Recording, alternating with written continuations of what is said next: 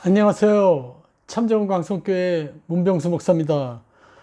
오늘은 마가복음 5장 21절에서 24절까지 말씀, 그리고 35절에서 43절까지 말씀을 가지고 회당장의 믿음이란 제목으로 함께 은혜를 나누겠습니다. 제가 본문 마가복음 5장 21절에서 24절, 그리고 35절에서 43절까지 말씀 읽겠습니다. 예수께서 배를 타시고 다시 맞은편으로 건너가시니 큰 무리가 그에게로 모이거늘 이에 바닷가에 계시더니 회당장 중에 하나인 야이로라 하는 이가 와서 예수를 보고 발 아래 엎드려 간곡히 구하여 이르되 내 어린 딸이 죽게 되었사오니 오셔서 그 위에 손을 얹으사 그로 구원을 받아 살게 하소서 하거늘. 이에 그와 함께 가실새 큰 무리가 따라가며 에워싸 밀더라. 아직 예수께서 말씀하실 때 회당장의 집에서 사람들이 와서 회당장에게 이르되 당신의 딸이 죽었나이다. 어찌하여 선생을 더 괴롭게 하나이까? 예수께서 그 하는 말을 곁에서 들으시고 회당장에게 이르시되 두려워하지 말고 믿기만 하라 하시고 베드로와 야고보의 형제 요한 외에 아무도 따라옴을 허락하지 아니하시고 회당장의 집에 함께 가서 떠드는 것과 사람들이 울며 심히 통곡함을 보시고 들어가서 그들에게 이르시되 너희가 어찌하여 떠들며 우느냐? 이 아이가 죽은 것이 아니라 잔다 하시니 그들이 비웃더라. 예수께서 그들을 다 내보내신 후에 아이의 부모와 또 자기와 함께 한 자들을 데리시고 아이 있는 곳에 들어가서 그 아이의 손을 잡고 이르시되 달리다굼 하시니 번역하면 곧 내가 내게 말하니 소녀야 일어나라 하심이라. 소녀가 곧 일어나서 걸으니 나이가 12살이라. 사람들이 곧 크게 놀라거늘 예수께서 이를 아무도 알지 못하게 하라고 그들을 많이 경계하시고 이에 소녀에게 먹을 것을 주라 하시니라. 아멘. 이 세상에 있는 모든 부모들은 자녀들이 하나님의 축복을 받아서 행복하게 살아가기를 원하고 있습니다. 그래서 자녀들이 부모의 말을 듣지 않고 잘못된 길로 가서 부모의 마음을 아프게 할 수도 있지만 부모의 마음을 가장 아프게 하는 것은 자녀들이 부모님 앞에서 병들어 눕는 것입니다. 병들어 누워서 고통을 당하는 자녀들을 바라보는 부모의 마음이 얼마나 아픈지 모릅니다. 오늘 우리가 읽은 본문에서 야이로라는 사람이 나오겠는데 이 사람은 회당장이었습니다. 이스라엘 백성이 바벨론에게 멸망되어 포로로 잡혀가기 전까지는 하나님의 성전에서 예배를 드렸습니다. 그러나 이스라엘 백성들이 포로로 잡혀가고 하나님의 성전은 파괴되어 더 이상 성전에서 예배를 드릴 수 없게 되자 그들은 회당을 세웠습니다. 그로 유대인들은 어디들 간지 회당을 세우고 회당에서 율법을 가르치고 예배도 드리고 또한 중요한 문제가 생기면 회당에서 함께 모여서 의논을 하기도 하였습니다. 유대인들의 회당은 마을 회당이고 예배당이고 학교였습니다. 유대인들의 종교, 정치, 문화, 교육의 종합센터가 바로 회당입니다. 회당장은 설교는 하지 않았지만 예배의 순서를 정하고 회당의 일을 감독하였습니다. 그래서 회당장은 기도할 사람, 성경 낭독할 사람을 정하고 설교하는 사람을 초청하였고 회당의 수리나 모든 실제적인 행정을 담당하였습니다. 회당장은 유대인 사회에서 지위가 높은 사람이었습니다. 명예와 권세도 가졌고 많은 사람들로부터 존경받는 사람이었습니다. 이러한 회당장 야이로가 자기 딸이 병이 들어 예수님을 찾아오게 됩니다. 유대사에서 이렇게 높은 신분을 가진 사람이 갈릴리에서 온 청년에게 나와서 엎드려서 딸을 살려달라고 하는 것은 상당히 이례적인 일이었습니다. 야이로는 이와 같이 딸을 위해서 모든 체면을 다 버리고 예수님을 찾아갔던 것이었습니다. 물론 야이로도 예수님께 나오기 전에 딸의 치료를 위해서 최선을 다했을 것입니다. 그럼에도 불구하고 효과가 없었고 마지막에 희망을 가지고 예수님께 나왔습니다. 그리고 회당장이 예수님께 간청하고 있을 때 하인들이 회당장에게 딸이 이미 죽었기 때문에 더 이상 예수님이 필요 없게 되었고 예수님이 집에까지 올 필요가 없다고 말했습니다. 딸은 이미 죽어서 사람의 힘으로 도저히 해결할 수 없는 상황이었습니다. 그러나 죽었던 딸이 살아났습니다. 죽었던 딸이 어떻게 살아났는지 함께 살펴보겠습니다. 먼저 22절 말씀 읽겠습니다. 회당장 중에 하나인 야이로 하는 이가 와서 예수를 보고 발 아래 엎드려 아멘. 회당장은 문제를 가지고 예수님께 겸손히 나왔습니다. 회당장은 이름은 야이로였습니다. 회당장은 사회적으로 지위가 높고 부자이고 존경받는 사람들이었습니다. 이런 회당장이 예수님을 찾아와서 발 아래 엎드렸습니다. 야이로는 높은 지위에 있었지만 딸이 죽게 되자 체면과 유신을 다 버리고 예수님 발 아래 엎드렸습니다. 사실 유대인의 회당장으로서 예수님 앞에 나와서 발 아래 엎드린다는 것은 당시에 상상하기 어려운 일이었습니다. 그런데 야이로는 예수님 앞에 나와서 발 아래 엎드렸습니다. 자기 힘으로는 아무것도 할 수 없다는 것을 깨닫고 체면과 자존심을 다 버리고 겸손히 예수님의 발 아래 엎드렸던 것이었습니다. 사실 우리도 아무리 힘들어도 다른 사람 발 앞에 엎드린다는 것은 쉬운 일이 아닙니다. 그러나 회당장에는 자존심보다 더 큰 문제가 있었습니다. 사랑하는 딸이 죽어가고 있었습니다. 물론 야이로는 죽어가는 딸을 살리려고 굉장히 노력했을 것입니다. 그러나 살 길이 전혀 없었습니다. 이제 마지막 희망을 가지고 야이로는 예수님께 나왔습니다. 그렇습니다. 사람이 생명과 영혼을 구하기 위해서는 때로는 체면을 버려야 할 때도 있습니다.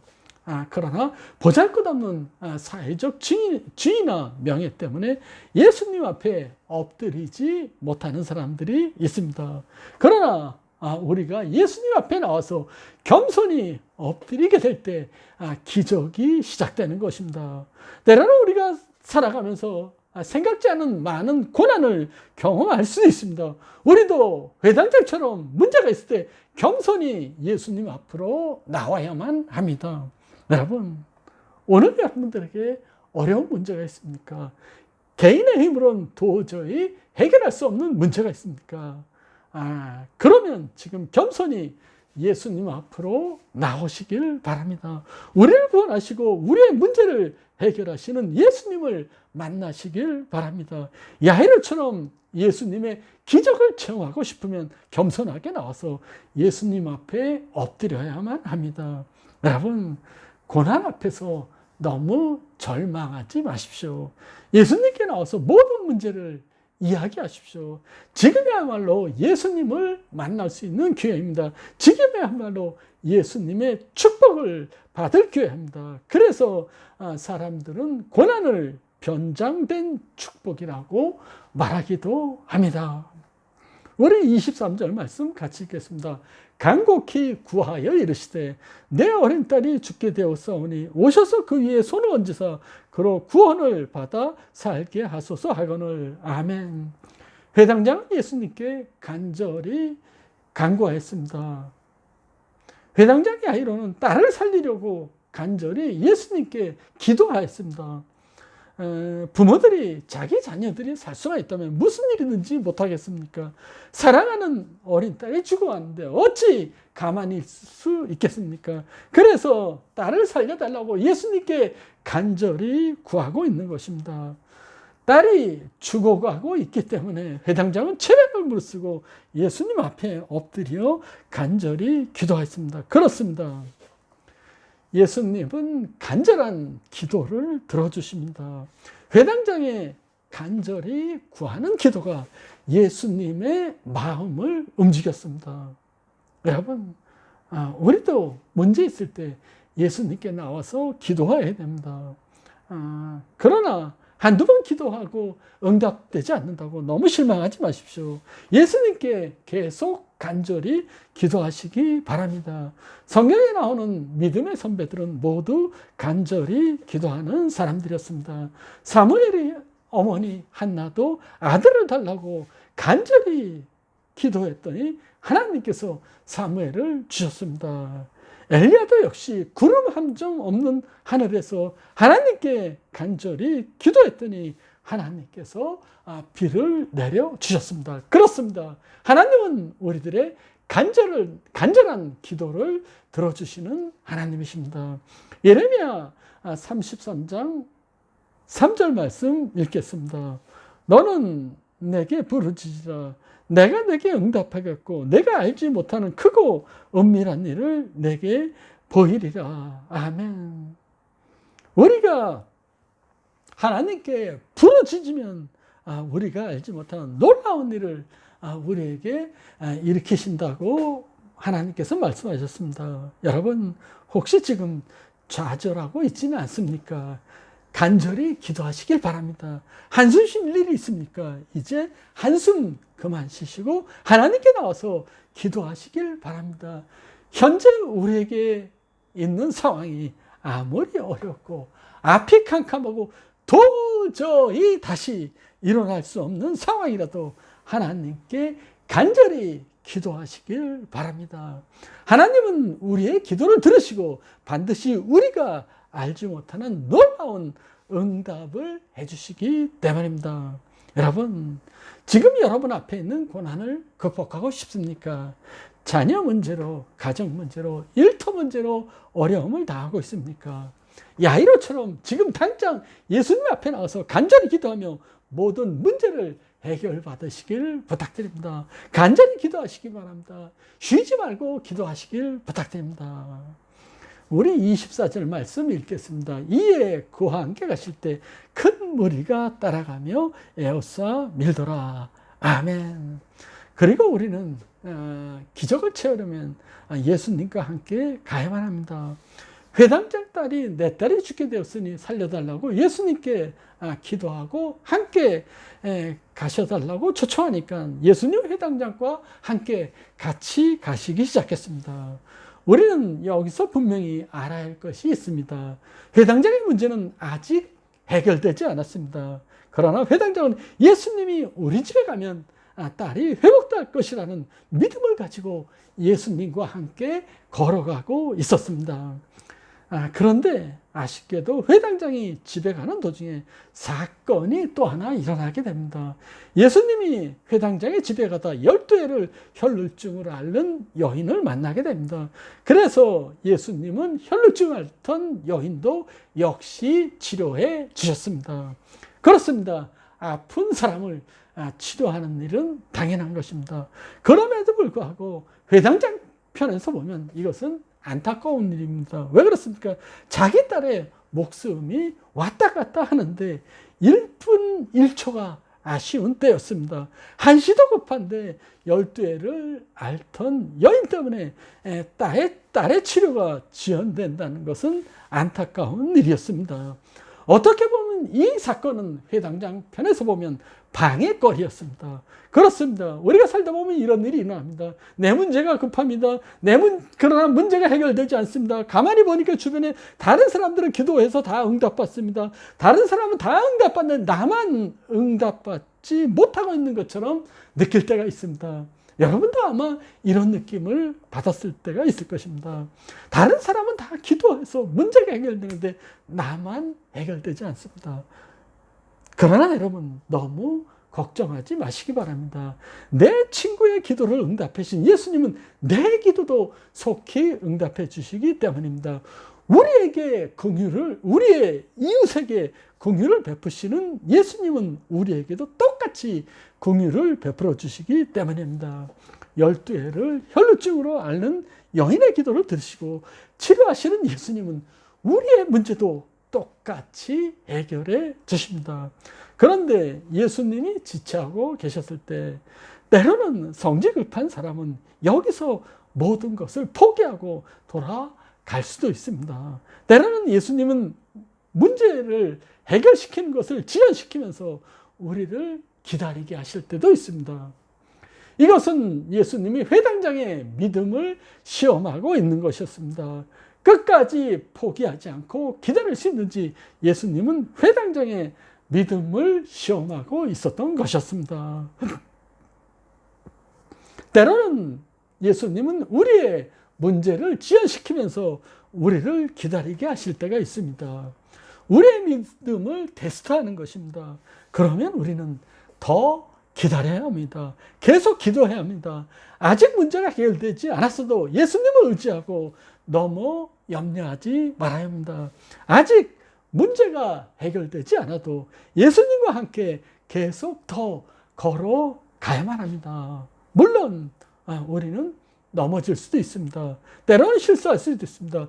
문제 해결이 늦어질 수도 있습니다.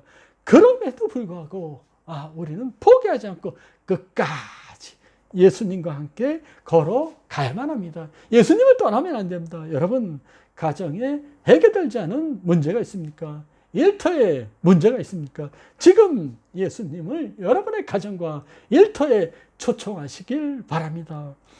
예수님은 여러분들의 가정과 일터를 찾아가시는 것을 좋아하십니다. 그러나 한 가지 알아야 할 것은 예수님이 여러분들의 집에 오시다가 때때로 조금 늦게 오실 때도 있습니다. 그래도 절대로 예수님의 곁을 떠나지 마시기 바랍니다. 조금만 더 기다리시면 반드시 예수님이 여러분들의 문제를 해결해 주시고 여러분들의 가정과 일터로 오시기 때문입니다. 우리 36절 말씀 같이 읽겠습니다. 예수께서 그 하는 말을 곁에서 들으시고 회장장에게 이르시되 두려워하지 말고 믿기만 하라 하시고 아멘. 회장장이 기적을 체험했던 네 번째 이유는 예수님을 철저히 믿었기 때문이었습니다. 예수님은 회당장 야이로와 함께 딸을 치료하러 야이로의 집으로 가는 도중에 12해를 혈루증으로 앓는 여인을 만났습니다. 그리고 예수님은 그 여인의 병도 고쳐줬습니다. 그때 야이로의 집에서 사람들이 와서 절망적인 이야기를 하게 됩니다. 회당장님, 예수님을 더 이상 괴롭힐 필요가 없습니다. 딸이 이미 죽었습니다. 라고 얘기했습니다. 상황이 이제 모든 것이 끝났습니다. 희망이 사라졌습니다. 회당장의 집에서는 이미 눈물바다가 되었습니다. 인간적인 상황은 도저히 포기할 수밖에 없는 상황이었습니다. 절망의 상황이었습니다. 그래서 대부분의 사람들은 여기서 다 끝났다고 생각하고 포기하게 됩니다. 하나님을 원망하게 되고 믿음을 포기하고 돌아갑니다. 그러나 이 절망 가운데 예수님은 회당장에게 말씀하셨습니다. 두려워하지 말고 믿기만 하라. 두려워하지 말고 믿기만 하라. 우리는 때로 고난의 골짜기를 통과할 때 모든 수단과 방법이 깨어지고 희망조차도 사라져 버릴 때도 있습니다. 만약에 회당장이 믿음의 연단에서 중도에 낙심해서 주님 이제 저희 집에 올 필요가 없습니다. 가시기 바랍니다. 저는 포기합니다. 라고 말했다면 회당장 딸에게 남은 것은 장례식 뿐이었을 것입니다. 그러나 회당장은 예수님을 믿었습니다. 회당장은 병든 자를 치료하시고 죽은 자를 살리신 예수님 앞으로 나갔습니다. 예수님께서 반드시 살리실 줄 알고 믿음으로 예수님 앞으로 나갔습니다. 회당장은 포기하지 않고 끝까지 믿음을 지켰기 때문에 사랑하는 딸이 다시 살아날 수 있었습니다. 우리는 우리를 좌절시키는 상황 가운데 죽은 자를 다시 살리시는 예수님을 믿어야 합니다. 우리는 두려워하지 말고 믿기만 하라는 이 엄청난 예수님 말씀을 믿을 때 우리는 기적을 체험할 수 있는 것입니다.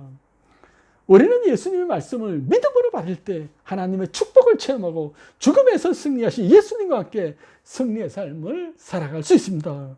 여러분, 인생을 살아가다 보면 절망 가운데 빠질 수도 있습니다. 그러나 이런 절망 가운데서 예수님을 끝까지 믿으면 그 믿음을 통해서 하나님의 기적을 체험할 수 있다는 것을 기억하시길 바랍니다. 기적은 일어났습니다. 이 소녀는 다시 살아났습니다. 그렇습니다. 여러분들도 절망 가운데 예수님의 말씀을 믿기만 하면 여러분들이 죽었던 가정, 일터가 다시 살아날 수 있습니다. 여러분, 기도 응답이 늦다고 너무 일찍 포기하지 마시기 바랍니다. 모든 것을 살리시는 예수님이 우리 곁에 있습니다. 절망 가운데 두려워하지 말고 예수님만 믿어야 됩니다. 예수님께 모든 것을 맡겨야 합니다. 여러분, 오직 예수님만 바라보시길 바랍니다. 우리가 완전히 우리의 문제를 예수님께 맡길 때 예수님은 우리의 문제를 완전히 해결해 주시기 때문입니다. 예수님만 믿으시길 바랍니다. 그러면 예수님이 죽었던 여러분들의 가정과 일터를 반드시 다시 세워주실 것입니다. 우리 39절 40절 말씀 읽겠습니다. 들어가서 그들에게 이르시되 너희가 어찌하여 떠들며 오느냐. 이 아이가 죽은 것이 아니라 잔다 하시니 그들이 비웃더라. 예수께서 그들을 다 내보내시니 아이의 부모와 또 자기와 함께한 자들을 데리시고 아이 있는 곳에 들어가사. 아멘. 여러분, 기적을 체험하려면 다섯 번째, 조롱도 극복해야 됩니다. 예수님이 회당장의 집에 갔더니 딸이 죽어서 사람들은 슬퍼서 통곡하고 있었습니다. 그때 예수님은 아이가 죽은 것이 아니라 아이가 잔다라고 말씀하셨습니다. 이때 많은 사람들이 비웃었습니다. 믿지 못하고 조롱합니다. 물론 예수님이 하시는 말씀은 주변 사람들은 도저히 이해할 수 없었을 것입니다. 이미 죽은 아이를 예수님은 죽은 게 아니고 자고 있다고 말씀하셨기 때문입니다. 충분히 사람들은 비웃을 수 있는 상황이었습니다. 그러나 예수님의 말씀은 정확하고 능력이 있습니다. 예수님의 말씀을 믿어야만 합니다. 예수님이 잔다면 자는 것입니다. 이미 죽어서고 냄새가 나는 시체라도 예수님이 잔다면 자는 것입니다. 오늘날도 그렇습니다. 우리가 믿음으로 어떤 일을 하게 될 때 세상 사람들은 비웃기도 합니다. 예수 믿는 사람들은 허황된 꿈을 꾼다고 합니다. 말도 안 된다고 합니다. 어떻게 그 일이 일어나겠냐고 비웃기도 합니다. 그러나 우리는 세상 사람들이 비웃는 순간에도 예수님의 말씀에 귀를 기울여야만 합니다. 하나님의 말씀은 우리의 현실과 맞지 않을 수도 있습니다. 하나님의 기적은 현실에서는 도저히 이해할 수 없는 일일 수도 있습니다. 그러나 예수님의 말씀은 기적이 일어납니다. 기적은 개인의 능력과 주변 환경과 관계된 것이 아니고 예수님과 관계된 일이기 때문입니다. 노아는 하나님께서 산꼭대기에 배를 만들라고 명령을 받고 120년 동안 산꼭대기에 배를 만들었습니다. 그 시대 사람들은 산꼭대기에 배를 만드는 노아를 보고 비웃었습니다.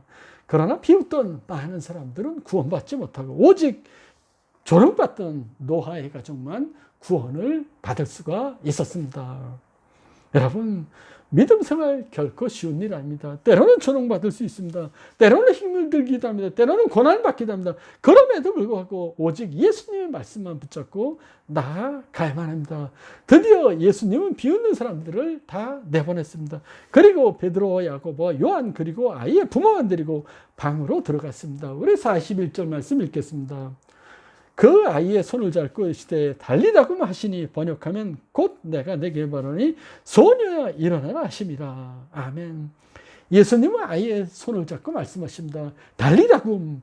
이 말씀은 소녀야 내게 말하는 일어나라는 말씀입니다. 그러자 소녀가 잠자다가 벌떡 일어난 것처럼 일어났습니다. 소녀가 일어나자 사람들은 놀랐습니다. 예수님은 이처럼 우리에게 놀라운 기적을 베푸시는 분이십니다. 예수님에게는 불가능이 없습니다. 기적의 하나님이십니다. 예수님은 전능하신 하나님이시기 때문입니다. 여러분, 주변에서 아무리 나를 조롱해도 겸손히 예수님 앞에 나가서 기도하시길 바랍니다. 믿음을 가지고 기도하면 예수님이 여러분들의 가정과 자녀와 일터를 일으켜 세우시기 때문입니다. 예수님은 죽은 소녀에게 일어나고 했을 때 죽은 소녀는 다시 일어났습니다. 예수님은 지금도 우리들에게 말씀하십니다. 달리다금 지금 일어나. 여러분, 지금 쓰러져 계신 분들 다시 일어나시길 바랍니다. 예수님의 명령에 쓰러졌던 여러분의 가족이 다시 일어나고 자녀들이 일어나고 죽어가는 여러분의 일터가 다시 일어나는 역사가 일어나기를 주님의 이름으로 축원합니다. 아멘. 감사합니다.